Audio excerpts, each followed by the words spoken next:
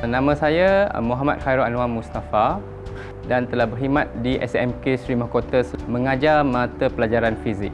Pada hari ini, kami menjalankan aktiviti pembelajaran sains menggunakan teknik penemuan inkurie.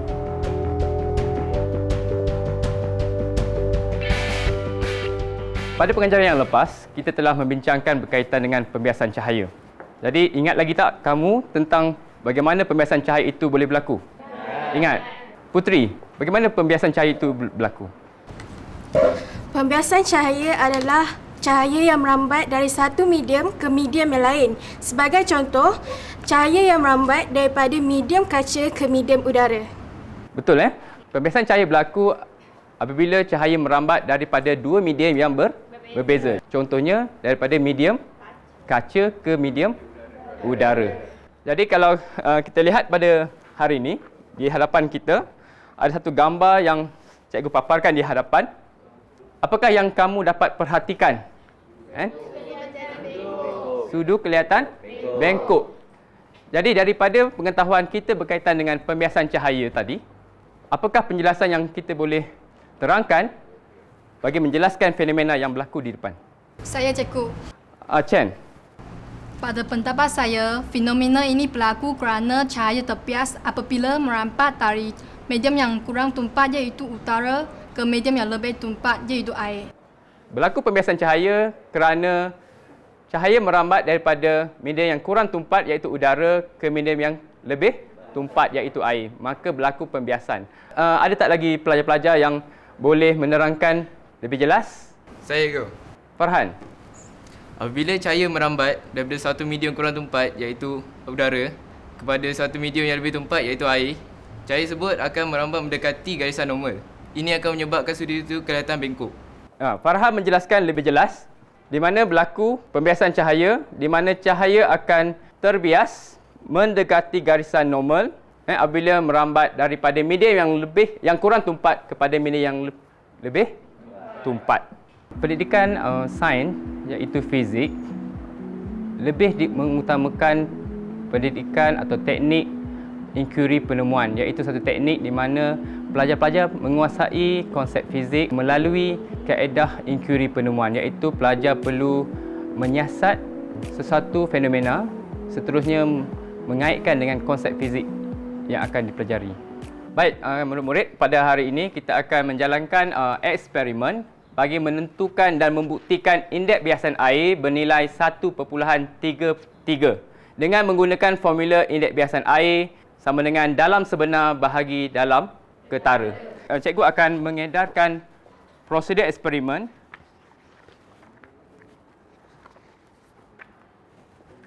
Sila ambil, baca, fahamkan. Inkurie penemuan yang saya gunakan pada hari ini adalah inkurie penemuan pengesahan, iaitu saya ingin mempelajar mengesahkan sendiri indeks biasan air iaitu 1.33 menggunakan kit radas indeks biasan yang telah saya hasilkan. Okey, pada hari ini kita akan menjalankan eksperimen dalam aktiviti inkurie penemuan aras pengesahan, iaitu kita akan mengesahkan indeks biasan air bernilai 1.33 dengan menggunakan kit radas indeks biasan air yang telah cikgu hasilkan khusus untuk eksperimen ini. Untuk aktiviti pada hari ini, kamu akan dibekalkan dengan kit radas indeks biasan air, pembaris, pin optik, kertas putih dan air. Jadi kalau kita perhatikan kepada prosedur, yang pertama masukkan satu pin optik di dalam bekas. Yang kedua, kamu perlu masukkan air perlahan-lahan sehingga mencapai dalam sebenar. Jadi cikgu telah tetapkan setiap kumpulan mempunyai dalam sebenar yang berbeza, mengikut kepada helaian yang telah cikgu bekalkan. Seterusnya, gerak dan laraskan pin optik yang di luar supaya ia segaris dengan pin optik di dalam bekas. Seterusnya, ambil bacaan dalam ketara, iaitu D sama dengan dalam sebenar tolak bacaan X, iaitu kalau kita perhatikan pada gambar kit radas eksperimen ini, nilai D besar merujuk kepada nilai dalam sebenar, manakala nilai D kecil merujuk kepada dalam ketara. Jadi semasa kita menjalankan aktiviti ini, kit radas ini akan memberikan bacaan nilai X terlebih dahulu. Maka dengan itu kamu perlu mencari nilai dalam ketara dengan menolak dalam sebenar tolak nilai X. Cikgu minta ketua setiap kumpulan mengambil radas di hadapan setiap kumpulan.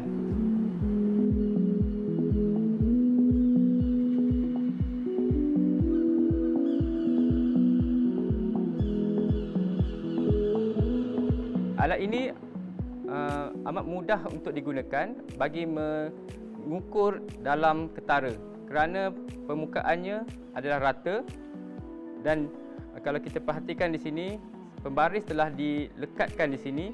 Jadi dalam ketara yang akan diukur itu sangat mudah, tidak memerlukan pembaris tambahan dan sebagainya. Selain daripada itu, dalam radas ini juga terdapat ruang untuk dimasukkan dengan jarum ataupun pin optik. Sila buka helaian penjadualan data. Jika merujuk kepada jadual yang diberikan, kumpulan 1 akan mengukur dalam ketara bagi kedalaman dalam sebenar 6 cm. Untuk kumpulan 2 dalam sebenar 8 cm. Untuk kumpulan 3, kamu akan mengukur dalam ketara bagi dalam sebenar 10 cm.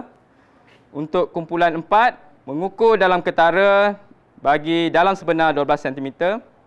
Untuk kumpulan 5, kamu perlu mengukur dalam ketara bagi kedalaman sebenar 14 dan seterusnya. Untuk kumpulan 6, kamu mengukur dalam ketara bagi dalam sebenar 16 cm. Sebelum kamu mulakan eksperimen, pastikan kamu mematuhi peraturan makmal dan juga mengikuti langkah-langkah berjaga-jaga yang sepatutnya kamu ambil. Boleh mulakan aktiviti.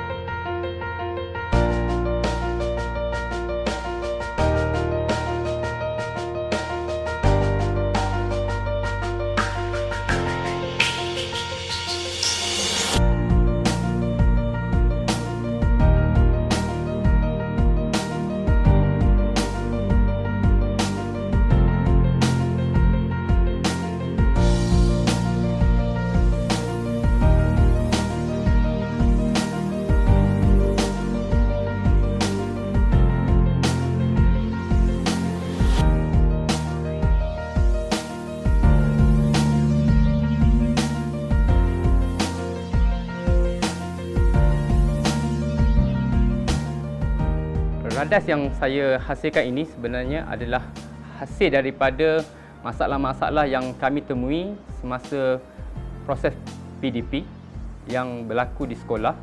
Selama ini kebanyakan guru tidak menjalankan eksperimen ini disebabkan tiada alat radas yang sesuai untuk menentukan indeks biasan air. Jadi dengan hasilnya inovasi ini, ia dapat membantu pelajar dan guru menentukan indeks biasan itu dengan mudah dan tepat dan tidak perlu satu alat-alat lain seperti silinder penyukat, pembaris dan sebagainya. Kerana dalam kit ini telah ada pembaris untuk mengukur dalam sebenar dan dalam ketara. Kamu telah selesai menjalankan eksperimen menggunakan kit radas indeks biasan tadi. Kamu rasa senang atau susah menggunakan kit radas tadi? Senang. Okey, kalau senang kita cuba perhatikan hasil dapatan eksperimen kamu tadi. Dapat tepat ataupun tidak indeks biasan air 1.33. Jadi kita bincang dekat sini setiap kumpulan. Wakil kumpulan pertama. Saya cikgu. Dalam sebenar saya 6.0 cm. Dalam ketara 4.5 cm dan indeks biasan air saya 1.33. Kumpulan kedua. Saya cikgu. Dalam sebenar yang kami guna 8.0, dalam ketara yang kami dapat 6.0, indeks biasan air yang kami dapat 1.33. Kumpulan ketiga.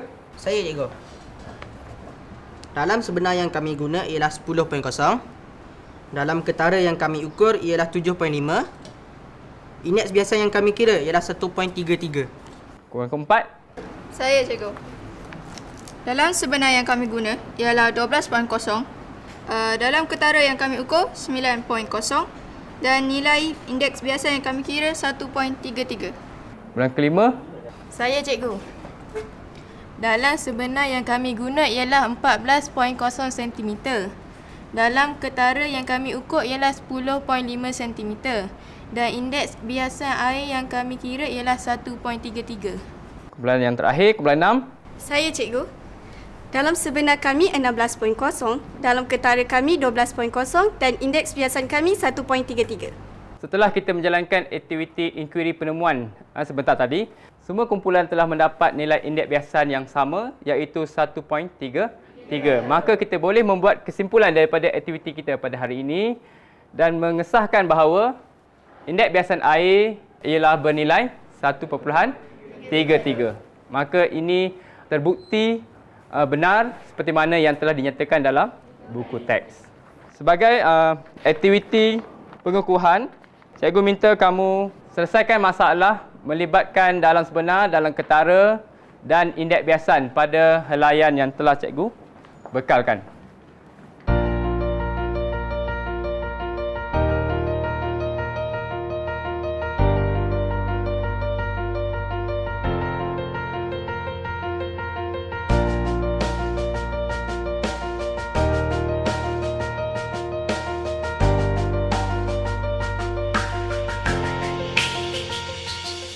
Harapan saya dengan menggunakan kit radas indeks biasan ini, para guru dan pelajar-pelajar dapat menjalankan eksperimen ini supaya pelajar dapat mengalami sendiri pengalaman menjalankan eksperimen indeks biasan air. Yang mana selama ini kebanyakan guru tidak dapat menjalankan di makmal masing-masing kerana tiada alat yang sesuai. Saya minta tugasan yang telah cikgu berikan tadi kamu siapkan di rumah dan kita akan bincangkan pada kelas yang akan datang. Saya harap semua pelajar dapat menyiapkan semua soalan-soalan yang diberikan. Terima kasih semua atas kerjasama yang telah kamu berikan pada hari ini. Bangga semua. Terima kasih cikgu. Terima kasih cikgu. Sama-sama. Duduk.